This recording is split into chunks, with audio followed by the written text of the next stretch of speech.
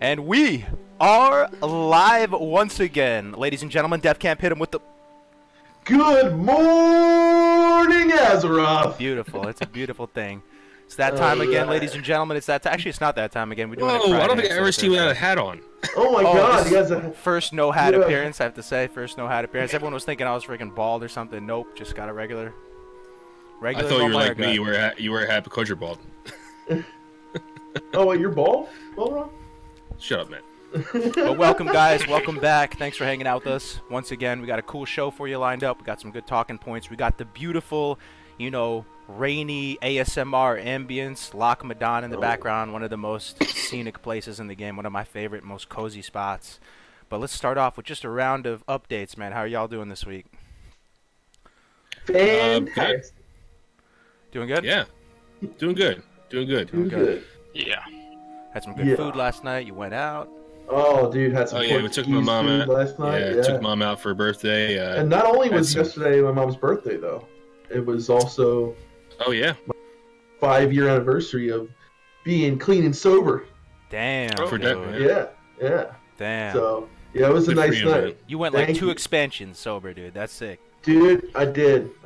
Yeah, I just have WoW is my only drug now. Smash that like button for the 5 years sober, ladies and gentlemen. 5 years sober, dude. I'd smash the like button myself if I could. Congratulations. Oh, You're the real hero here. Oh, please. Yeah, but we had a great night out. Had some muscles and shit. It was nice. Do love those muscle and those scallops. Oh my god, so good. And it's okay. That kind of goes for both of you guys. So you guys went out. How about you, Dunedain? How was your week, man? Good, chillaxed actually. Not much work, so that's always good, right? That is good. That is good. Another day, another Absolutely. dollar.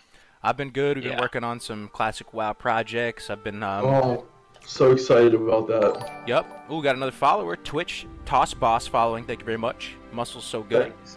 All right. Well, we will kick it off just with like, you know, a little two-minute update on news.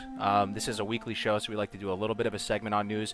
There's not too much to report though, as a lot of you guys been, you know, as always, a lot of you guys know, we haven't had a massive update since BlizzCon, but I talked about this on the PvP panel. There was something a little bit interesting. So, a German magazine called Computer Build, they had an interview with Blizzard, with the classic WoW devs. And it was in German, so I was just like, whatever, you know, I don't really understand what's going on. Good. Das is good. But they translated it into English. It's all over the place. You can find it pretty readily. But there was some funny little nuggets in there. They, you know, just little things like the classic WoW devs were saying that the demo exceeded their expectations. It didn't seem like they touched too much on any of the rocky aspects of the demo. So I thought that was interesting. Of course not. But exceeded their expectations. Wow. Yeah, exceeded. Their expectation, was it the expectation to leave the LFR tool in there as well? No. I think numbers wise. Oh, okay. It's got to be numbers wise, right? It's got to. Yeah, they probably made, dude. How much was how much was the ticket again for like $20 something, $30? Something like that. Yeah. I mean, yeah, it was around $20, I think. Dude, I usually never buy those things to the virtual tickets. I don't know if you guys watch and how many of you have actually bought that thing in the past, but can you guys put like a 1 or a 2 or something in the chat if you were compelled enough to buy the BlizzCon ticket? Was it 50? Yeah. It was $50. Wow, dude. Was it? Yeah, dude, they made a killing, man. Put a 1 or 2 in the chat or something like that. If you bought the BlizzCon demo, and you never usually buy those things, I'll put a 1 in there because I never usually buy it, right? I'll just watch the highlights I've never bought or whatever. Before, but a lot of people were buying it, man. Like myself included. Some people were buying multiple so they could get around the that cooldown, but then they got rid of it. Yeah. I wish we knew how many people bought it just for the demo. Like, I wish we had that number, man. Dude, each one in the chat's like $50. That's crazy, man. Yeah. We bought 2 of them. Like idiots. $100. Yeah. I mean, as creators, you kind of have to, right? Thing is, well, no, because Defcamp was in Kansas at the time. He literally bought it. He literally bought it for no reason because we were at the same location. And I couldn't even play that much. Like, I played the first day when I streamed it, and then I played it a couple more times here and there. But honestly, yeah, I was a little, you know, heartbroken for some things, but you know, I had a good time. Yeah, we managed to have a good time. We made the best of it. You know, life gives you lemons, make lemonade. We did that. It was fun. If anyone in the was watching, the demo week. That was a lot of fun. We raided through the Barrens and did stuff like that. Did duo leveling, workshops and stuff like that. When Classic first comes out, man. But yeah, but the thing is though, they're saying that it exceeded their expectations. But if you remember during the demo week, they got rid of that cooldown like after the first couple hours, man. Like it seemed like they were planning for a ton of people to the point where you would have like an hour or something cooldown between playing. Remember? But then they shortly got rid of it. But the sharding take care of that anyway. Maybe not overall server load, but maybe they plan on having that debuff for shorter than we thought they would. Do you know what I mean? We don't know how long they thought that debuff was going to last. Okay, but it may have extended longer than they thought, even though they knew they were going to implement it. Maybe they thought they were only going to implement it for an hour or two, when in reality they implemented it for an entire day. So maybe it was greater than. Do you know what I'm trying to say? Okay. It's always I don't know. To say something like it was greater than our expectations. So they come out positive to the world. Yeah. Would be weird honestly, if they say it was lower than our. Yeah, right. Yeah, it was horrible. It was a shit show. That's true. That's true. But in reality, does anyone in this chat? I'm assuming you're all Classic WoW fans. Is anyone surprised that it beat their expectations? I'm not. No. That it beat their expectations? All I'm saying is, I guess I make that point because, all right, there could be two situations. One, the Classic WoW kind of legacy private server community is so small it's just like a little raindrop and it doesn't even matter, and like 99% of the feedback was positive and it exceeded their expectations. Two, Blizzard still has that weird disconnect where they're not communicating like openly to us. It's entirely possible. And kind of just being like, all right guys, it was rocky, we get it, man, like we're sorry, like we're working on it, we had to get it out by BlizzCon. I haven't seen that kind of super empathetic press release type thing where they're just communicating and being like, there was some issues for sure, but we just want to let you know this is why the demo was like this.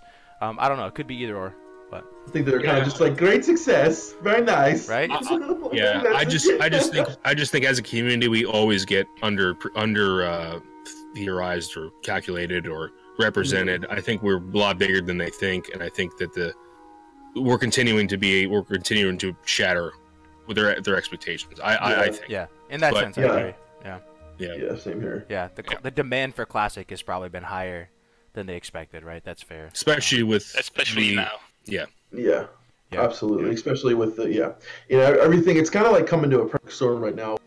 I think everything is hot and everything is like ready right now for Classic to be, if BFA keeps on going down the road it is, to be, like really big.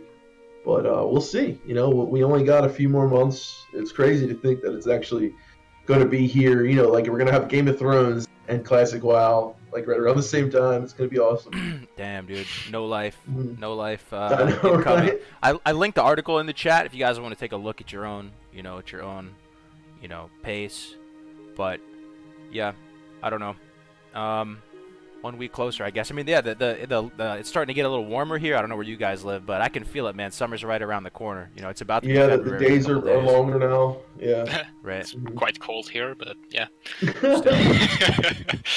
Yeah, it's snowing. Oh, is it really? Snow. Yeah, we had a little bit in Philly. Oh damn, we got a subscriber, dude. Fallen Frenzy with the Twitch sub, yo. Thank you so much, dude. Yeah. And Daweed Pitlick, I just totally destroyed your name. You're very welcome for the Shaman Kites. I'm glad you enjoy them. Yeah. Big ups to Melderon. Good stuff. All right, so Fallen, the new sub has a question. Do you think that Blizzard will release the player count? They're not doing it with retail. I don't know, dude. They might with Classic because it'll be a big hype beast. If it gets really big and like, but that's the thing. I had a question about this too. Like, are they gonna release it just as WoW subs, or are they gonna release it as? Are they gonna separate it? Yeah. Because it might be embarrassing, dude. You think it would be embarrassing for them if Classic had way more subs than retail, or I think it's going to happen. I do, honestly. I think, they kind of have to expect it will be higher. Because if it's lower, it basically fails. In a sense, that's kind of embarrassing for them, though, because it's like, damn, dude, a game that's like 16 years old or however old it is now is doing way better than this new game with all the new frameworks and all this. Like, it kind of. Yeah. I think in the beginning it's going to definitely like just like when a new expansion comes out, all this hype gets behind it. You're going to have this hype for Classic. It's going to be really big. I think they're kind of ready for that. But I think eventually, like we're going to be a steady, more people playing Classic than there will be playing Retail for probably until the next expansion comes out for Retail. Yeah. Okay. Yeah, I agree. Mm-hmm. Man, what do you think is going to happen, though, when the new expansion comes out? Do you think a lot of people will... I hope they would fall off, go try the new expansion, then just come back to Classic after, like, a month. But... Yeah, it depends. Yeah. It depends how the... It's hard to say, right? Yeah, it's hard to say. I mean, depends on what the expansion is. Depends on how... When it comes. When it comes, what content is available in Classic. Yeah. Yeah. Yeah. But yeah, anyway, good stuff to consider, bros. That's just a little segment on news, not too much to report there. But we got some juicy stuff lined up. Dunedain, what do we got? What do we got today?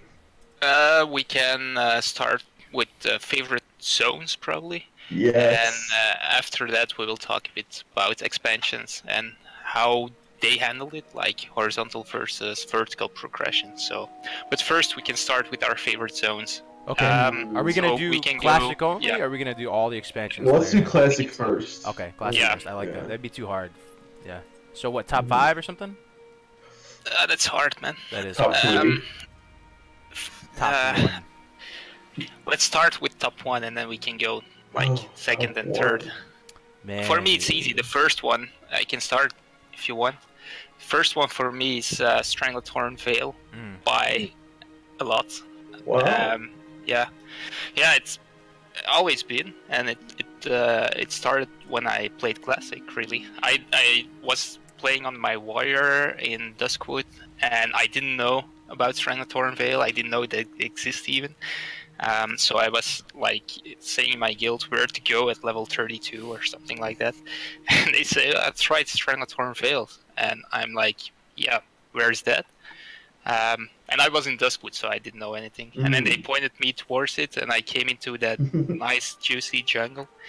Yeah. It was really nice, man. I will Do say... you like the music too, there? Sorry? Do you like the music too as well? Everything is extremely nice. I will say, real quick... you guys ever turned up your settings, and like your FX settings in the console in Classic to like improve the look of it? So you can increase the frill density up to maximum, right? That's what I do. And Stranglethorn Vale, when you increase the frill density up to maximum, which is like the foliage on the ground, it really even more so achieves a stunning jungle effect, man. I really love that zone with the frill density all the way up. But that's all I was gonna say. But also, at first it was really nice because of the looks, and then you see those quests. I like the Hemet Nessingwary camp. Yeah. I played as Alliance, so I did a quite different experience than Horde, I suppose. But then you kind of explore the arena, which is also something I really love about it. It's one of my favorite things in Classic WoW, probably the arena, which is, I don't know if many people like it, but or if many people play it even. But I tried it in vanilla, and I had like 3 of those trinkets.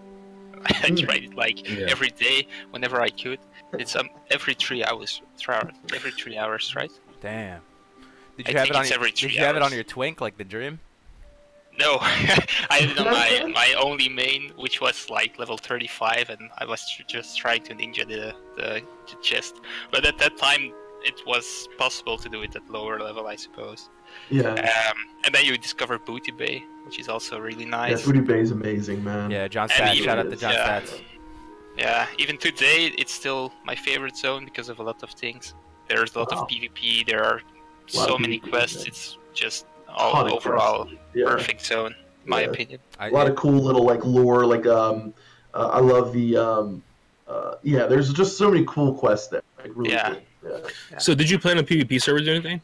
Yeah, I did. Okay. But like I said, back in the day it was kind of different, and today on private servers you're with 10,000 people on the same server, so today it's quite hard to play or to quest in Stranglethorn. But if the server cap is at 3k or something like that, it would be really nice, in my opinion.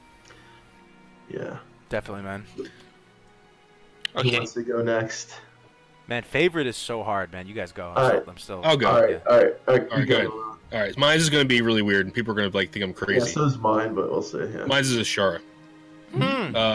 Because it has the most. To me, it has the most mystery behind it. So I know it's unfinished. I made a video about it. I know it's unfinished. I know it wasn't supposed to be, But the thing is, when you go there, if you ever, and it's more like, okay, I know it's an MMO, and I love playing with other people. But if you ever want to escape and just kind of enjoy the aesthetics and the scenery, that's where you go.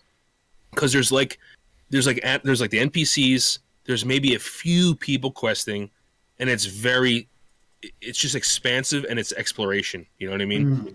And I'm not saying that other zones aren't amazing, and this isn't like I don't like a Shara way better than other zones. I'm just saying that if I had to, and the unique map tiles and colors too. The hinterlands, other forest zones are very different. Yeah. The colors are very different, and Shara's in like an eternal autumn. Everything's orange and red, and then you have all the Night Elven ruins, and you can just explore Shara and see stuff that you've never seen before. And that's why I think it's so cool, is because we know there's other zones so well, but most players don't know anything about a Shara. So it's about exploration for me. I like the explanation for it. It is a stunning zone. I love fall. I'm a fall lover, dude. I do too. Sweater weather, dude. Pumpkin spice lattes. You guys already know. So Shara is where the basic bitches go to RP, man. All right, you go, Def.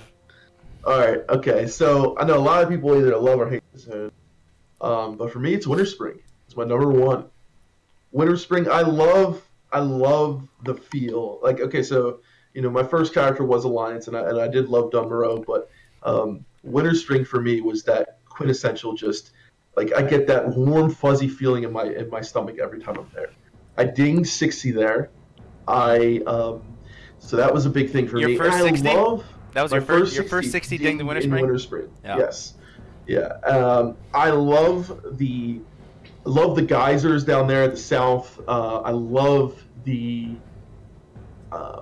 I love you have the lodge that's over there, the Elven Lodge. You have the the part where you get the mount over there, and I just love the transition where it goes to that one area where there's that huge gorge and the demons are over there, and I don't know, it's the feeling for Winter Spring for me is like being an adventurer, being off in the what do they call it? In the when you're in the far off places.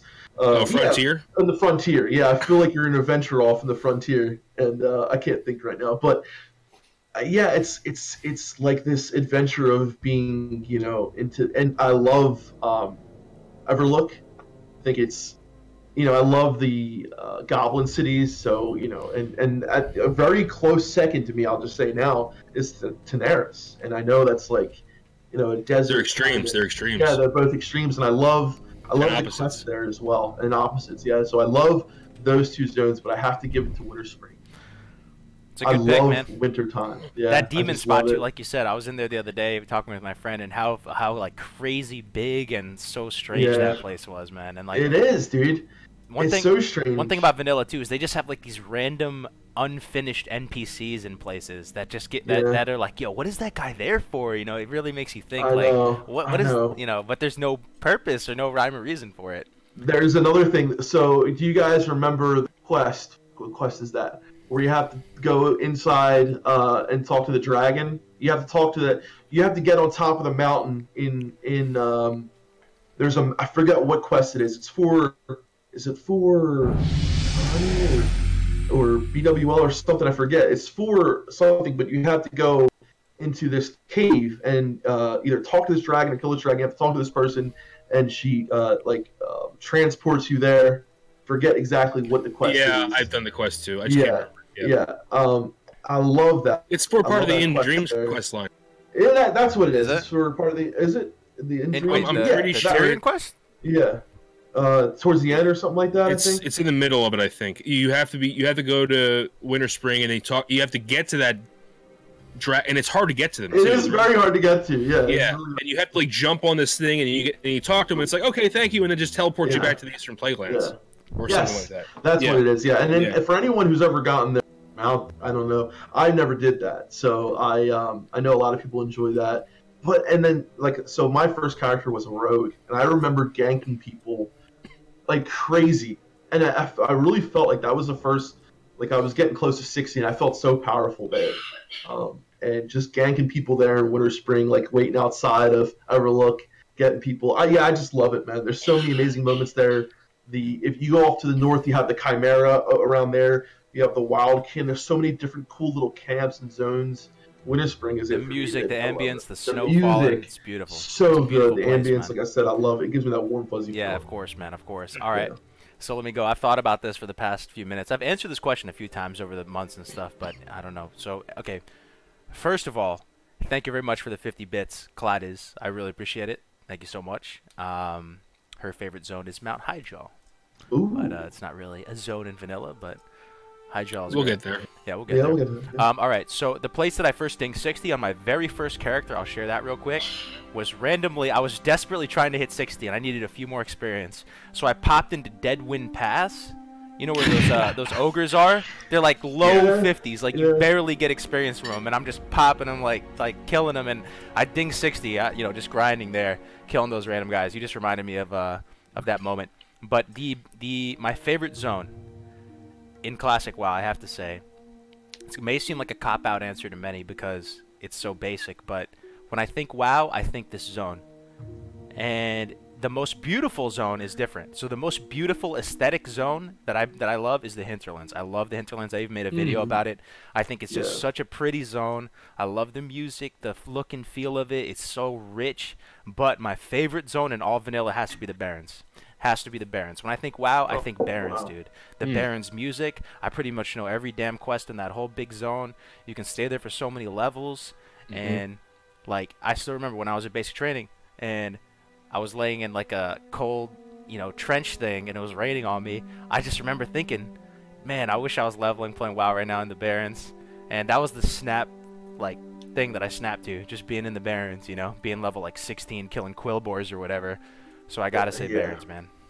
That's such the quintessence, especially Horde, right? Like Horde leveling zone, and you spend so much time there. It ranges from 12 to 24 or something like that. It's ridiculous.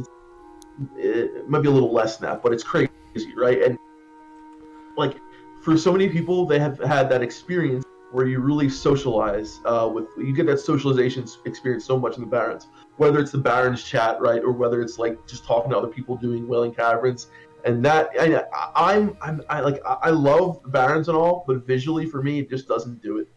I don't know. That's fair, yeah. It's a little bit empty. If we talk about starting zones, Teldrassil is for me the best one. It would probably be my second favorite zone in the entire game as well. Wow. If I had to choose the second one. Yeah. Teldrassil's cool, dude. It's very different too from like, I mean, of course you have Ashenvale, kind of similar, but you know, it's secluded, right? It's like off on its own little friggin' island, you know. And the music is amazing. So nice. Yeah, I think as a Horde player, you think Barrens is home. I think that even for Undead, I think that, you know, Silverpine's beautiful, and so is Tearsfall, but when you see all four races running around the Barrens, it just, I don't know. And I think it just brings everyone together. There's something to be said about both the Barrens and like Westfall for the Alliance, because it's the first time I've talked about this before, where you start off, you're a little noob, you know what I mean? Like you're in the little starting zone, and then this is the first zone that you're hitting that's not, you know, the starting zone. And you walk over that bridge into Westfall, or you walk over that bridge into the Barrens, either way. And the whole color palette changes, and I think that hits you so hard, dude. That's such a powerful experience that it sticks with people a lot, you know. And that's really the first zone that you're gonna die a lot to as a noob. You're gonna die like a ton of times there, spend a ton of time there. I really like. What about Loch Modan? You like that? I love Loch Modan too, man. Loch Modan, so cozy. One of the Alliance, that's probably my favorite contested area where you go to after starting zones. I really like what Sharky said about the Eastern Western Playlands being an alliance. It felt awesome trying to reclaim the land, the undead. I also love Sharky just the story and the lore in the Eastern Western Playlands. It's so good, so good. Yeah, Yeah. That's really good. I think we should expand it out. So, how about TBC? If we include TBC, does it change? Does your favorite place change? Well, Nope. It doesn't. No, but there's something which comes at maybe spot 2 or 3. The Grand. Yeah. Yeah. Dude, come on, it's so good. It's so good. But honestly, I want to talk about the Blood Elf starting zone, like. Oh yeah, Eversong Woods and the Ghostlands are dude, phenomenal. yes. Phenomenal. And I'm sorry if anyone plays Draenei, you guys got the short end of the stick. Oh my god, Azure Mist and Blood Styles are just horrible. shit. Horrible. Yeah. But Eversong Woods and there. the Ghostlands, the music, the aesthetics, everything. It's like, yo, wow. Can I ask you? Do you think would it have been better if there was no Draenei in TBC? Well, the Alliance had somebody. So yeah, what if they got something else or something? The Draenei were in vanilla as well. They were. Defcamp should talk about this. Yeah. Yeah. So the other day, it's so funny because like I've done those quests in Swamp Saros so many times, or Swamp Saros, or It's Swamp Saros. Yes. Yeah, Swamp Saros so many times, and you run by these guys, and you're like, they're fucking Draenei. And never like for some reason. Wait, they're not. They're dude, those are the ones that they're profit. the Draenei that were left there. The Lost and they Ones kind of, or like, something, withered. right? Isn't it called? Yeah, like, but they were once Draenei. They were once Draenei though. Really? And if you go there, Yeah. if Oh, you I go got there, this, it'll say above their head, it'll say Draenei refugee.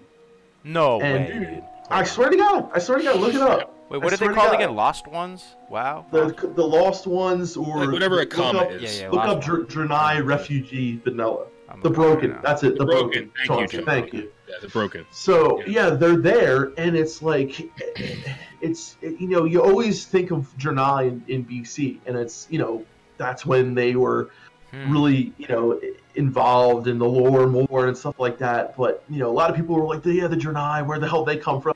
Space goats, all this shit, and it's like, dude, they were there in vanilla, and the Swamp of Sorrow sitting there, and like, it's funny because I've done those quests so many times that are there, and I never put 2 and 2 together. Like, I knew they were there, but then you think about it, like, wait a minute, dude, there's friggin' Draenei there, just sitting there in vanilla. But you don't like Draenei? I hate them. I hate Really? them. I think it looks kind of weird, bro. Like when Space goats. once TBC came out, like I always thought WoW was the traditional RPG, almost like elves, Protoss. orcs, humans, and Yeah, I Draenei can see what you say. physically, like they're kind of cool. They're kind of beefcakes, they look pretty strong, but it kind of gave me this kind of space vibe, and I never really associated WoW with that kind of space vibe. And like when you make a Draenei, you like touch down in a spaceship, and there's like a little. But if you go to Outland, it kind of makes sense, right? Exactly, that's what I was gonna say. So the expansion itself literally introduced you to space and time travel, right? Not time. Space and time is in the space-time continuum. So you're traveling across who knows how far Draenor is from Azeroth as far as spatial distances. I don't know, and that's ever been published. 4.2 miles. Yeah. So you're actually. So I actually think they are. It's okay. It And doesn't they were really in screw Warcraft up. 3 as well, so yeah. But I Draenei? always liked the Draenei in the cinematics of the Burning Crusade. Yeah, that The guy was Burning kinda Crusade, badass. where the Paladin Draenei there is really. But that's probably because it's a paladin. Yeah, that's true, Liam. Yeah. Ugh. Yeah, I don't know. They Kind of were. give me that I'm space sorry. vibe. It was kind of the very beginning, and I'm not gonna say TBC. I love TBC. Don't get me wrong. I love TBC, but that was like the first tiny taste of like, in my opinion, degenerating from the original RPG feel of like elves and goblins and humans and orcs. We get a little bit of space in there, but I can see that too. yeah. But what was always funny too, because like I didn't realize for a long time, I was like, why is it called Draenor? I was like, why did they name Draenor after the Draenei? And I didn't really took the name from Draenor, because I never understood that. I was like, they're not originally from Draenor, they're from Argus, Draenei means the exiled ones. It means the exiled one, and they we don't In their use language. The orcs. Yeah, we don't use the orcs name for No, Draenor. I don't know what it is off the top of my head. So but I looked up it- the lost ones, right? That's what Akama is. That's what the homeworld is Draenor, right? All right, let me read it. So it's kind of like interesting.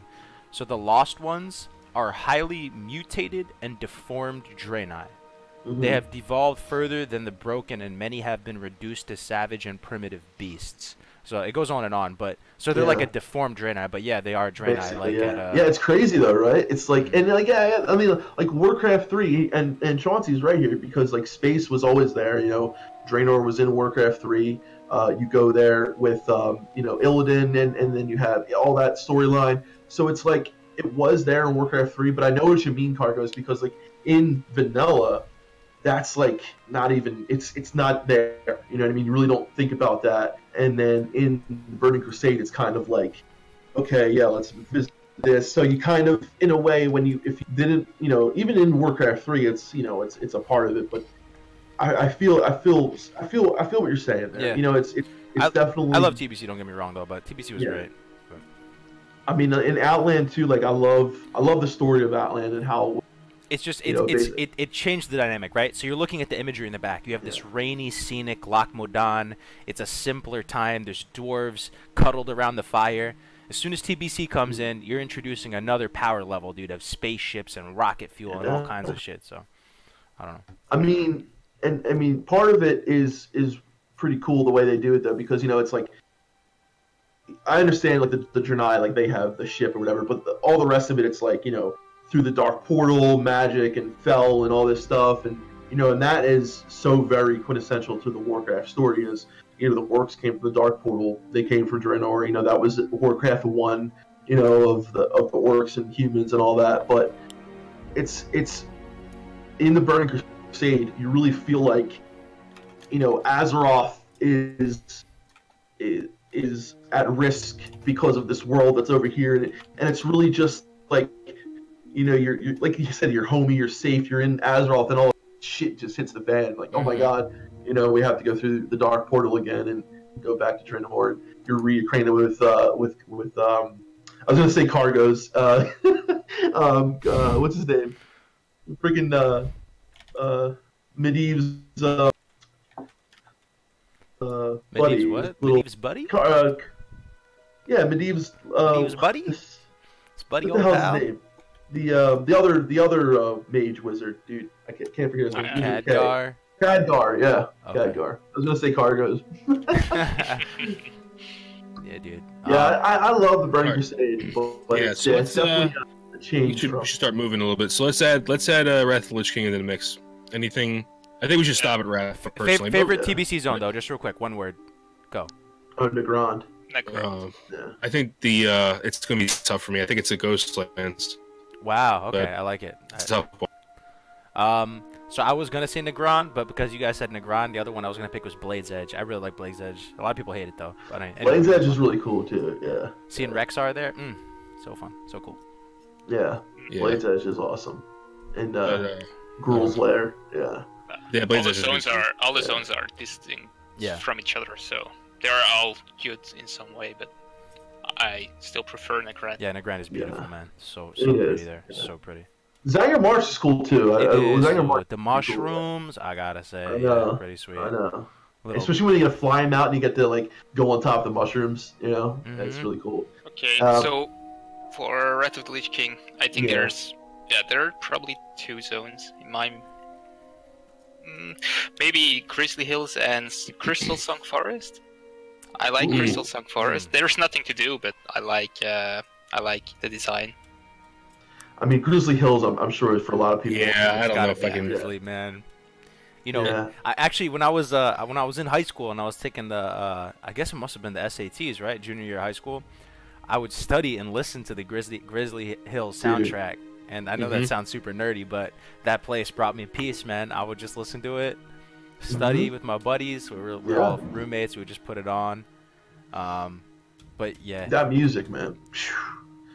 Yeah. I mean, honestly, I really, Dragonblade.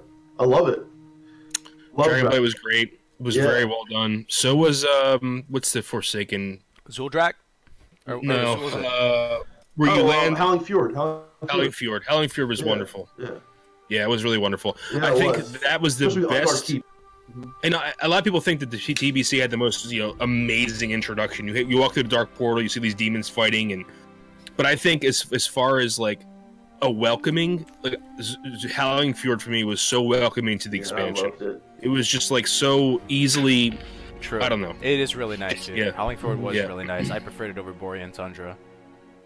And did you enter it as a Horde or Alliance? Horde. Yeah. As Alliance, it was even more majestic. Yeah, because you come into the boat, right? Yeah. Through the actual fjord, yeah. Yeah. Yeah, its Dragonblight was awesome, and I love like when you're getting a Dragonblight and it's still like the woods there, and then there's that little town there that you have to kill the undead there. There's like the old Alliance keep that was like, you know, that you have to go in there. Yeah. So it's like a little wooded there. Then there's the Weimer's Temple is in the middle, and then there's the little gardens where you have to get like those. I forget what it was. There's those little like green patches, and then of course you have like the Path of Titans going up north, and it's just, I don't know. It's really cool, really big zone, and there's just so much different stuff going on in Dragonblight. But yeah, and honestly, like, so Grizzly Hills, Dragonblight, Howling Fjord, those three zones, especially when you come, like, that was my kind of... Sholazar Basin was kind of lit, too, though. Sholazar Basin was cool. It was. The music was there. really cool, Sholazar Basin, that music... Dun, dun, dun, dun. He's even got it up the top, polyphonic. I know, and it's almost like, for me, it was, like, very similar to Unguro, the feeling that I had. And I love Unguro Crater. Unguro's you know it's a good expansion when you're really struggling to pick a good zone. You know what I mean? Like, Wrath did a good job with zones, man. Even TBC, I gotta say, thinking back on it, like, that was the trilogy right there. The zones were on Shadow Moon Valley was awesome too. Yeah. Yeah, it was. But even Mordor, I mean Ice Crown was... I had to throw that in there. That's funny, man. Ice Crown was like a pretty badass zone. Okay, out of the dungeons, though, I ran those heroics so many times getting the Frost badges for Lich King. Some of my best memories I've ever had in WoW. Shout out to the fam if you're watching right now. Jose, Michi, we were all roommates in high school doing dungeons together, and I was tanking them. It was so much fun. What is your favorite dungeon in Wrath? Oh my god. They're so good, dude. It might be Utgard Keep for me. It might be Utgard Keep. So for me, like when you go into Howling Fjord and Utgard Pinnacle and the keep is right there, I love that feeling. It's like that SFK feeling almost. But there's so many good dungeons. Oh wait, Zoldrak. What was the Drak Theron Keep? Drak Theron Keep. That wasn't in Zoldrak. That was in the border. Are you talking about Are you talking about the one with the... No, Drak Theron Keep. I love Drak Theron Keep. But what's the other one in Zoldrak? I can't remember the name of it. Gundrak. Yeah. That one was alright. That had like the animal ones, right? And then you... Yes. Yeah, okay. Yeah, I'll probably give it to Utgard Keep. Utgard Keep? Yeah. I love Utgard Keep. I have to say, a lot of things that happened in Wrath I wasn't a fan of, but the friggin' dungeons, man, were like... So good. So well done. Yeah. So well done. So good, man. So good. I love Utgard Keep and Utgard Pinnacle. Yeah. What about you, Kargoz? Yeah, it'd be UK UP, dude. I love the style of it, the rich woods and the kind of Viking style or whatever it was. You're going through it. It has this SFK. I never got that blue dragon though, man. I'm still mad. Oh, dude, I wanted that thing so bad. I never got that blue dragon. My buddy Michi got it though. Fuck. Do you ever get the Timeless Drake? I know my buddy. This is another story. So you're talking about the Time Lost Proto Drake, right? The one that the green one. Yeah, all right. So this is what happened. I'm in my dorm room. Wrath just came out, dude. It's like a couple weeks fresh. We're all leveled up to max level. It's me and my buddy Jose, Michi, Jim. We're all in the same room. We're leveling together. We're end game together. Jose just walks right into the place where the Time Lost is. What was it? What was the place called? The zone? It was like was it Dragonblight? Storm Peaks. Storm Peaks, right? All right. He walks in, and literally his first couple seconds in the zone, he encounters it, right?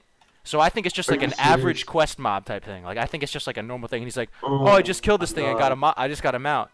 And I kept thinking like, "Oh, okay, I'll go do that too." I didn't know how rare it was. He got it like instantly as soon as the game came out, and then I tried over and over again. I even downloaded the add-ons and stuff to like detect it. Yeah, I had them too. I had all the add-ons. I had all the. Never got it either. Never got it. I can't believe though we were talking about dungeons and we dropped. Yeah. Oh yeah. One of the best dungeons of all time, calling a fucking Stratholme. Oh yeah, calling. Was that Wrath? Oh my god, it was dude. so That was Wrath. dude. I might have to change my mind actually, man. I know. The shield that you get Calling. from there, dude. You know the shield. I forgot. The Melderon crest. It's so nice looking. I love that shield, man. Yeah. I can't believe I forgot about Colin. Also, Trend Kill just mentioned this. Do you remember the ICC dungeon they brought out later? It was the hell was it called? You had to help Sylvanas. Yes. Yeah. That introduction where like that guy's talking and he's like rising the dead, that gives me chills still to this moment. He's like, oh yeah, he's like, come forth and receive your master's call. And then he raises those guys up and you fight them in that like gauntlet kind of style kind of thing. That was dude, that was great. Do you remember that? Yes, I do remember that. That was so good, dude. So good. There was the 2 dungeons. There was the one that was like outside. You had Halls of Reflection. Thank you, Light. Halls of Reflection. That's what was the other one? There was another one too. There was one that was like in the other one I didn't like, where you're like inside on like those raised platforms. That like mining thing. Yeah. No, that's another one. There was 3. Yeah. Oh, that's right. Yeah, the one outside with the mining was called where the first boss was in that like big zone, and then you had to go through that tunnel. At the end was the guy on the dragon that came down. Someone's gonna put it in chat. Yeah. I can't remember a lot of it. Yo, there was so many Chat, everyone needs to answer, dude. What is the worst raid ever made? Because a lot of people would say it'd be Trial of the Crusader. Throw it out there. Just throw it out there. Worst raid they ever created, man. Personally, I didn't have the worst experience with Trial of the Crusader. I don't know. I didn't like Trial of the Crusader. I did not. I think it's because I was getting the geared out. next from us was pretty bad, right? I never experienced vanilla Nax, so I thought it was awesome. I love Nax 25. I quit trading in Red of the Lich King because of Nax. Oh, damn. Yeah, Forge of Souls was the one. Yeah, I didn't like the Forge of Souls. Yeah. So worst. Oh wow, Hyjal. Worst raid. Hyjal wasn't a great raid. Hyjal was a letdown. I don't know if I make that. Which one was that again? Was that the dragon? Mount Hyjal was in Burning Crusade. Yeah, you had a lot of trash in Hyjal, but it was kind of alright. Yeah, I wouldn't say it was the worst. I might have to put so I did a little bit of raiding in every expansion. Whether it was like a little bit here and there in later expansions. Mop though, I know a lot of people love the Mop dungeon, the Mop raids. I mean, Siege of Orgrimmar was great. But I don't. There was one in Mop that I really did not like. The Eternals. That was it. The Eternal. And I wouldn't say it was my least favorite. That was a shitty. I didn't like that raid at all. Yeah. What about the first one of Legion? What was his name? Oh, the Nighthold? No, the one. Oh, I remember it. I fucking hate Dragon Soul, dude. Dragon Soul. I read them. So Dragon Soul. Yeah, Dragon Soul. Dragon Soul. One, Emerald Sanctuary was the first. Are we forgetting Trial of the Crusader here? No, I know. Well, I didn't have the worst experience. But I got geared out the ass in Trial of the Crusader. There was no trash. There was no immersion at all. It was the worst. Boss. Yeah, I honestly think Trial of the Crusader is my least favorite. Think so? I would have to say, especially coming from the raids like you did Ulduar, and then like you're in. You did Nax, Ulduar, Nax, Ulduar. Yeah. And then you're in. I loved ICC. I thought ICC was amazing. Yeah. Oh, ICC was great, man. Yeah. One of the best. So someone brought up a really good point about Ajal Narob. So you remember that was supposed to be a zone? Zone, yep. Mm-hmm. Could you? So that was. I want to just say whoever that was, Chauncey. That was my biggest letdown of. We talk about WoW in general, like stuff they could have incorporated. Was the Nerubian Empire stuff like that to me was like. We only got those 2 little short dungeons or whatever, where you saw parts of this empire that's literally the size of Northrend, but underneath of it, right? Yeah. So imagine how big that is, and think to yourself, that could have been an expansion. That could have literally been an expansion. Was to go into the Nerubian Empire. That was a fun dungeon too. I love that dungeon. Yeah. If it would have been awesome because I like insects. So like for me, it's like. That would have been like huge. I would have loved. Wrath did a lot of things wrong, especially later on towards Wrath. When it came to like LFG, all that. But they told the story so well in Wrath. It wasn't that they told the story; is that the story, what was going on behind the scenes, was so good. Like you had to kill Arthur, and the storytelling did change a lot in Wrath. You had Wrathgate, you had like cinematics stuff like that, and a lot of people didn't like the inclusion of cinematics and how it was more of like the person less of the person experiencing it and more of Blizzard putting it in your face. But the story arc in Wrath was so good. Like everything that was going on, why you were going to kill the Lich King and all that. I loved it. I agree. Yeah. ICC was dope. ICC was dope. Yeah. And that's where the trilogy ends, dude. Because after that, I don't know. What was after Wrath again? It was Kata? Cataclysm. But I do want to say that I thought the Hyjal zone in Cataclysm was very well done. I will say Hyjal was, and I gotta say, in the very beginning of Kata, the friggin' heroic dungeons were tough. They were tough. They were. I remember wiping on those. Yeah, like that one with the in Oldham or whatever. Oh man, that one was. Yeah, I agree, Sharky, with that. In a way, I do feel like there was cinematic, especially for killing Arthas. Yeah. So but did you guys enjoy like when you killed Arthas? Do you think that was a good ending for Arthas? Yeah, it was pretty epic. Yeah. I mean, it had to happen, right? You know, yeah, absolutely. Yeah. I never killed him. Really? Yeah, I only played PvP. Like, literally only PvP. I don't know if I like the fact that there had to have been a Lich King after that. That whole thing with Bolvar 4 Dragon. I don't know if that was really... or whatever. I don't know. Because, like this says, there always has to be a Lich King. Well, really, does there really? I mean, like... There wasn't one before... before Ner'zhul, so like, why don't we just kill the rest of the undead and then it's over? So I don't know what that was supposed to set up, because obviously I don't think they're ever going to come back to it. Maybe I think there's going to be another expansion with. Oh my god! I guarantee you there will be a Lich King too. They said Wrath of the Fire King. Wrath of the Fire King. Yeah. Wrath of Bolvar. Yeah. Because remember he was torched by the dragons, so it's like he's the Wrath of the Fire King. But so shall we move on to expansions? Like how they make him. Do we have enough time to really give that topic justice? We can talk about it for a little bit, I think, But, okay. Yeah. All right. Okay, so what is it? Explain. What are we talking about? Yeah. So basically, you can go, Melderon. I was so basically what we were thinking of before we started the podcast was, okay, so we saw how the game was expanded over the last 15 years or whatever, 14 years, and it's a very clear vertical progression where old parts of the world become obsolete, gear becomes immediately obsolete, and you go into this new place in X, Y, and Z. So we were thinking, is that design good? And did it put him in a bad place eventually? Like, I think a lot of the reasons why Warcraft is in a bad place now is because it's gotten so inflated. Yeah. And you become so high level that you think you're almost forced to be that savior, because, like, how do you explain to someone, you're level 120, but you're still not something? I think they actually shot themselves in the foot that way. So if we do, let's say in a perfect world, I don't know what's going to happen when Classic is over, but if we do expand Classic, and if we don't decide to go TBC and Wrath of the Lich King, I believe, and we all kind of agreed on this, that we should really consider horizontal progression in Classic. So, like, what does that mean? How do we do that? And is vertical progression bad? I think those are the questions. So, vertical progression, I don't really understand this stuff too well. So you're saying vertical progression is like expansions?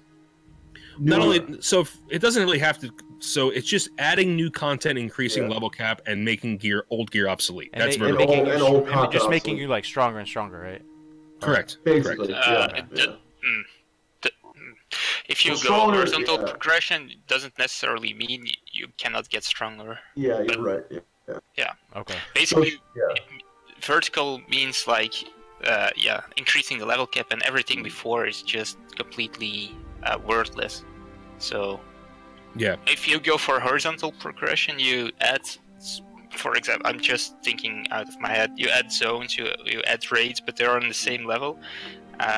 So you can expand on the world which already existed, and you just add content instead of removing the old world, and then make it all over again in a new expansion.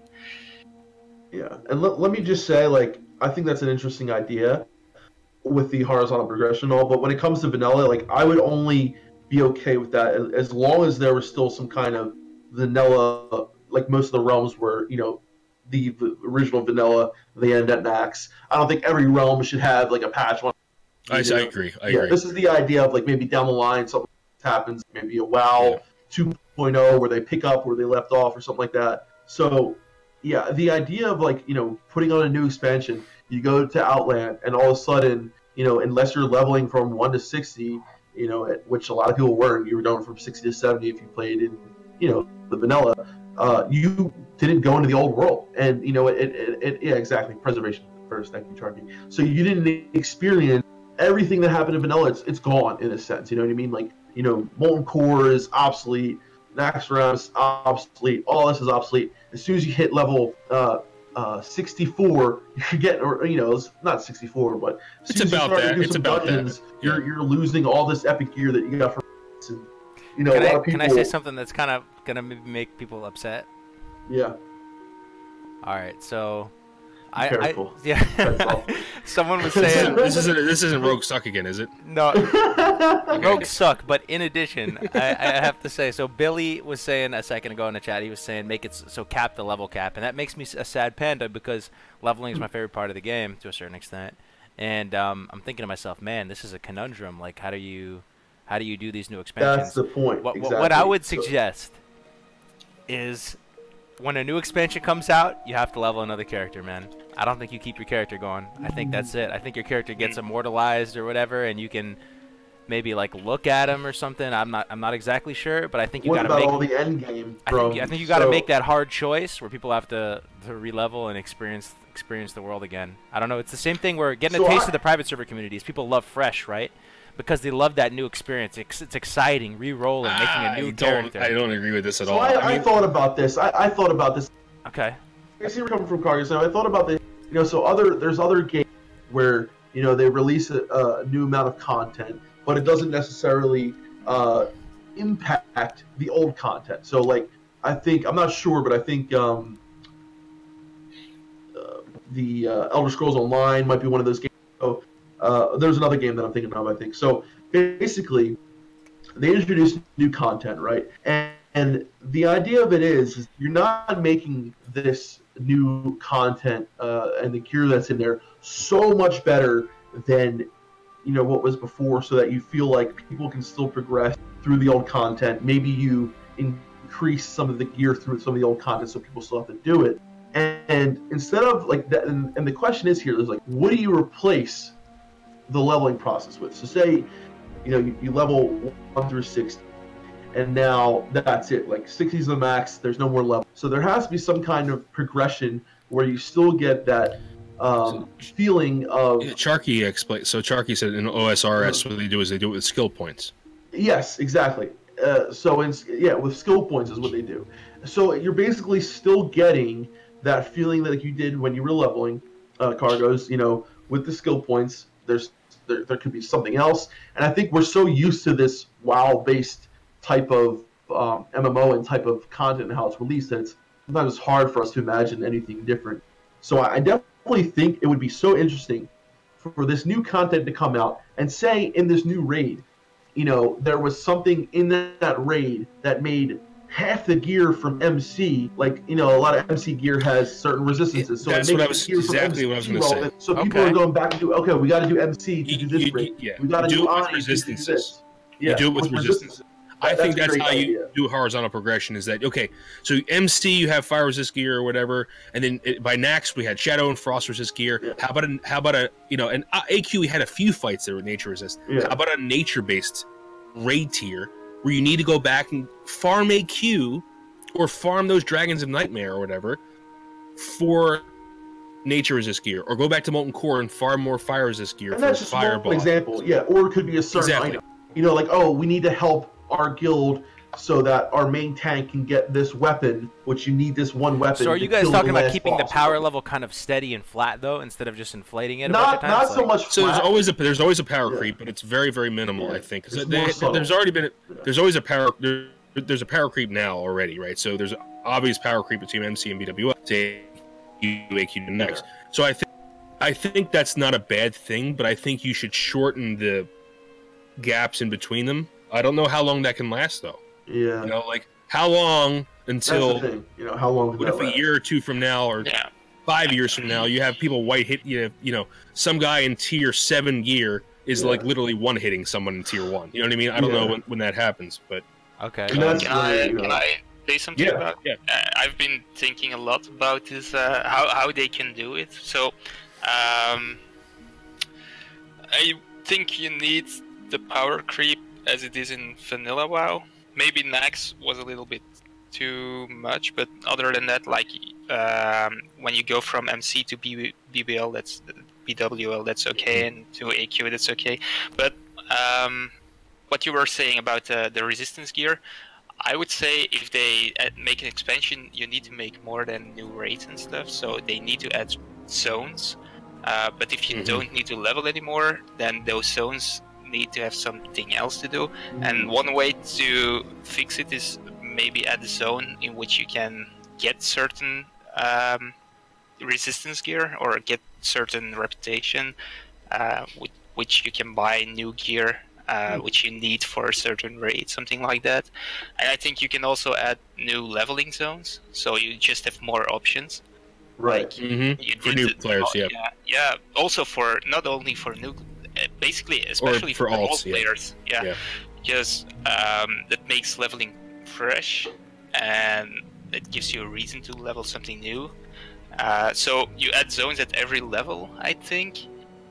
Without increasing the level cap. Then you add raids as well, and I kind of like it if you need to go through some sort of progression, like you start with MC, then you go to the next, then you go to the next. But if you do that for 20 raids, it will be really stupid, so they need to rotate something, I suppose, like keep the newest 4 raids and make those before not necessary anymore, something like that.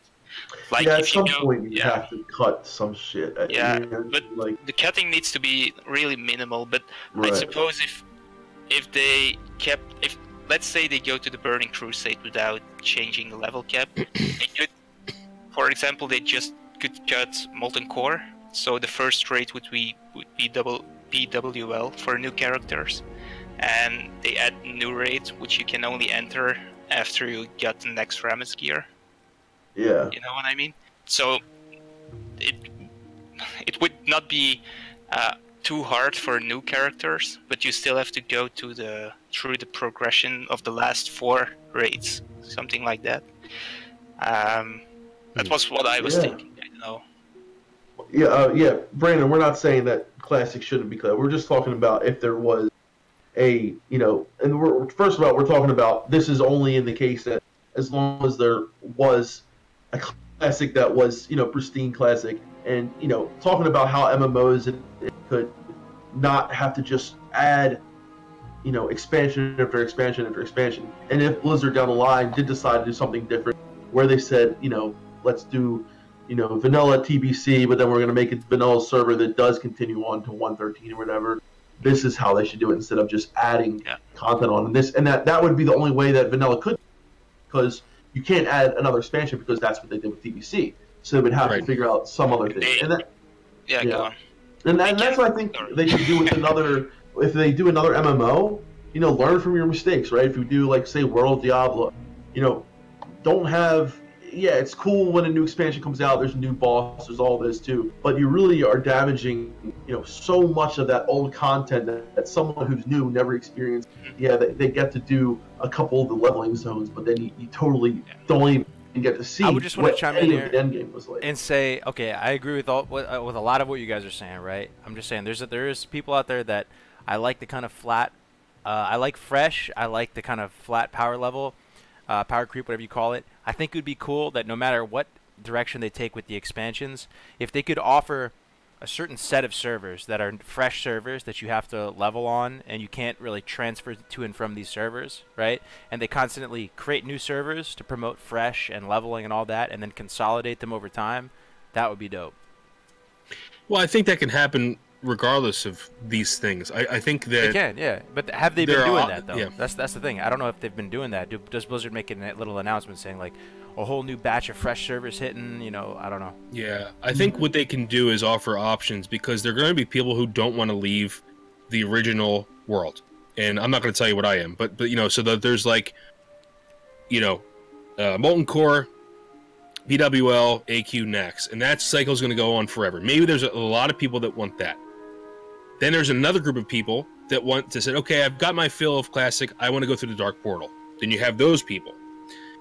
But maybe there's some people who want an MMO in the classic philosophy and want to progress horizontally in the classic way. So vanilla, You know, and I think that there's three main groups of people, and you can play on either of those servers. You can move around. You're not limited to one thing.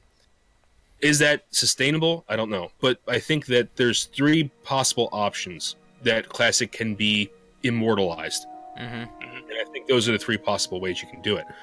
Other than making a brand new MMO called WoW 2, where you, I don't know what that is, if that's ever going to happen, but you know, that's how I look at it. I do see what Kargo's saying with the new servers, because like, say you release a new server, right, and you made it so that the 6 months of this server, the first 6 months of the server, you know, you have, or say the first year of the server, you have and then after that, then TBC kind of a quicker progression of each expansion so that people can experience it in a faster way. I mean, something like that, I guess, could work in a sense, but, you know, what do you guys think about, like, time walking? Do you think that was a good idea? I don't know, man.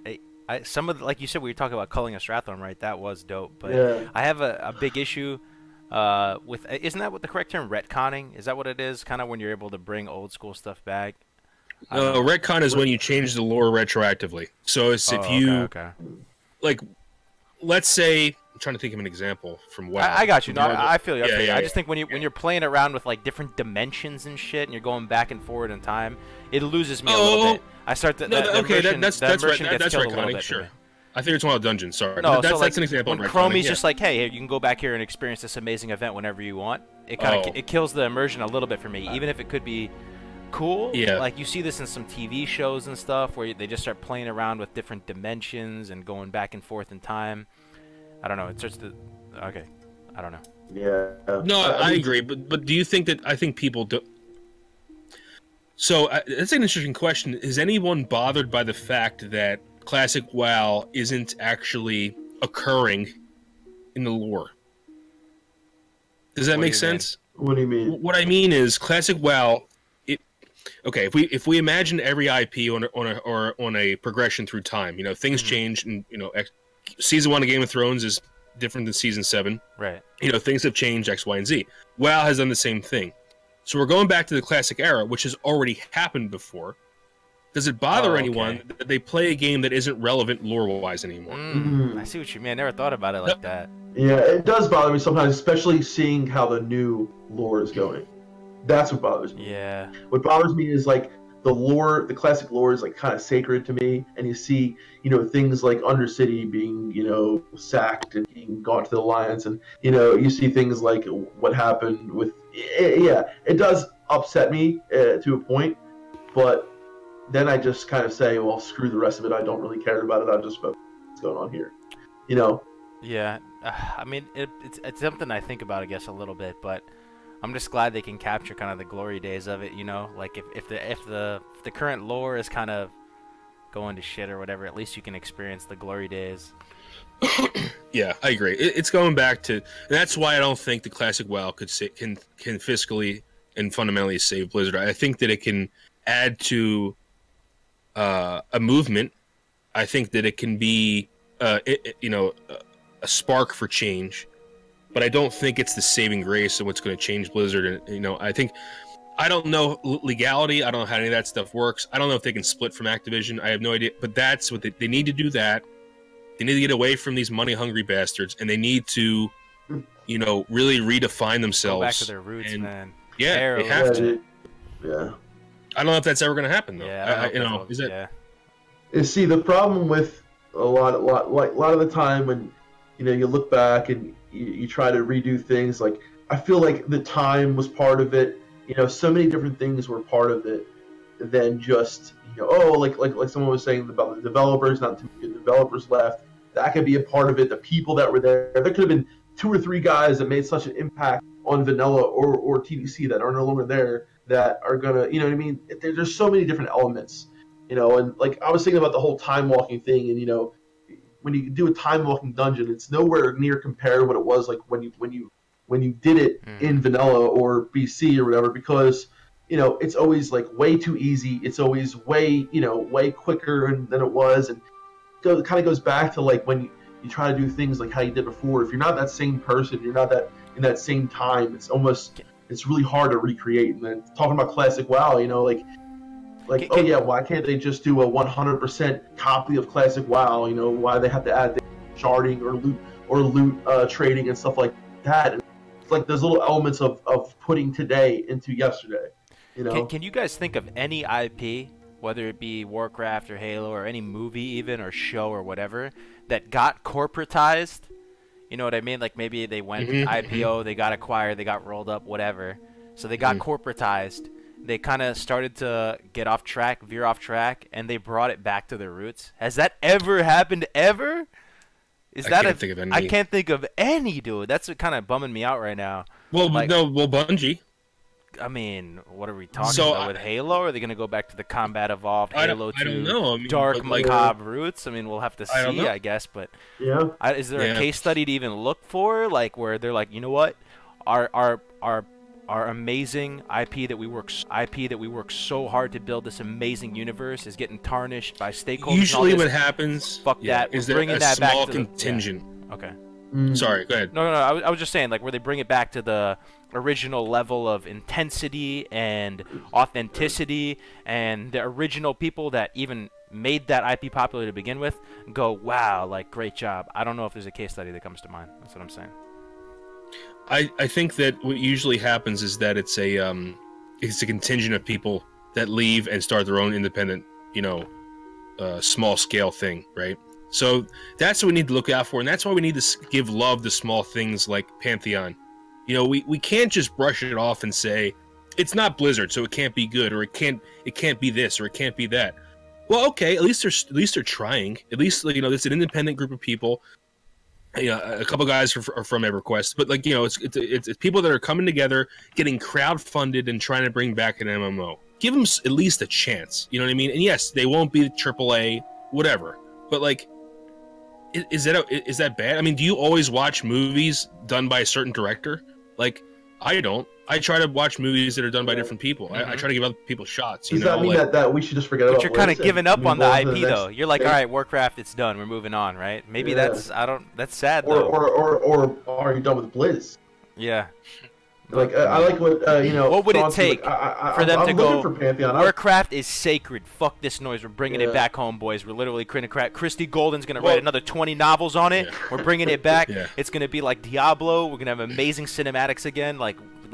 Yeah, but that's why I made that video last week. I don't know if anyone from Blizzard watches this stuff, but if anyone's watching it from any level, what I'm trying to say is, what you did right. You know what you did wrong at this point.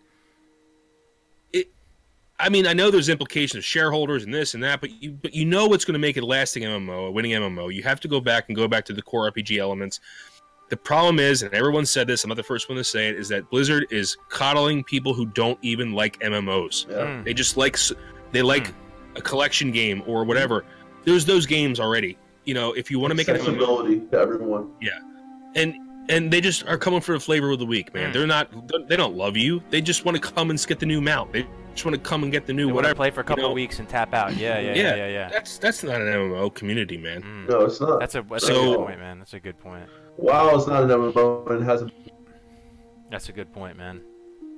Now, I don't know. This is the last point I'll make. So, this is another thing that I'm curious about. So, part of this corporatization of IPs, like whether it be Halo or WoW or even TV shows, is that the content becomes more kiddie. It becomes more like PC. It becomes more accessible to everyone. It just dilutes, right? It dilutes. Yeah. But how does that, like, how is that good? I don't know. Like, does that really move the needle a lot? What do you guys think? Because I feel like even if as a little kid, I've mentioned this before, you were always going for that edgy, mature content. You were always looking for that, the intense dialogue and the dark themes and stuff like that. Do you think that by kind of dumbing it down and making it more Disney and more PC and more, does that help? Is it helping the IP? Has it been helping to grow the fan base? That's it's interesting because it makes. Okay, yeah. No, you can. Def.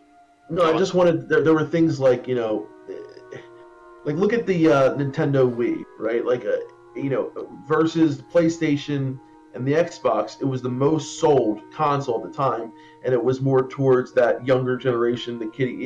I definitely think they get the sales, but they don't get the passion that people get when they play like the PS2 or 3, whatever it was, or the Xbox. Like you had people who love those consoles, and the Wii was more of that standard like Disney, type kiddie stuff. Yeah, they got the sales, but it didn't get the. It's not remembered as being one of the greatest consoles of all time. That's what I wanted to say. It's kind of that type of thing that I see it. I think it's a misconception of the current world population, basically, that everything needs to be easy for being popular or being accessible. I mean, it's not only in games; it's like everywhere. I'm a teacher, so I feel like in the school system you see exactly the same as you see in the game world. It's probably weird to say, but it's true. Everything needs to be instant gratification. Everything needs to be fun. It needs to be fun to learn. Everyone needs to have. Everyone needs to pass. Everyone needs high points, or you can't give any points anymore, because if someone has too low points, it would be bad for their development and stuff. We have the same issues in the US. Well, it's the same you can see in World of Warcraft or in gaming. Everything needs to be accessible for everyone, and no one can be left behind. And by doing that, no one is actually gratified. Preach. And another thing, have you guys heard this expression where they tell you it's better to be liked by a few? I mean, better to be loved by a few than liked by many. You ever heard that? Like that, to be loved by a few core people who are passionate, as opposed to just be liked, acquaintance level. Absolutely. I carry that in my own life. I have a few tier 1 people in my life that I hold really close, and then lots of acquaintances or whatever, But maybe that's the same for games. Like maybe by staying true and to those people who love you and staying true to them, maybe that will get you more success than trying to dumb it down, appeal to more, so that, let's say, 10 million people like you. But let's say if you strive to have your company loved by like 50,000, maybe you'll get 20 million people liking you. I don't know. Yeah. The thing is, by trying to make everyone like you, it probably ends up no one's really liking you anymore. That's so true. It just lowers your respect standard. Yeah. Absolutely. It's like how can someone respect someone who literally tries to play every field? Stick to your gun. Stick to your gun. You know what I mean? It's like me. It's like me going into this is purely an example. I'm not going to talk about politics. It's like me going into a Republican National Committee, right, and being like, "Oh, I love Trump. I love Republicans," and then I go into a Democrat thing and say the same thing about Democrats. Who the hell am I? Yeah, right. Yeah. Who are you at that point? You're not sticking to your guns. No. All the respect I've ever earned in my life is because I've stuck to some core belief. I've debated people. I've talked in a civil discourse, but I've stuck to what I believe and what I feel. And if Blizzard sticks to the MMO community, they will become respected, and they will get their subs back slowly, but it'll happen.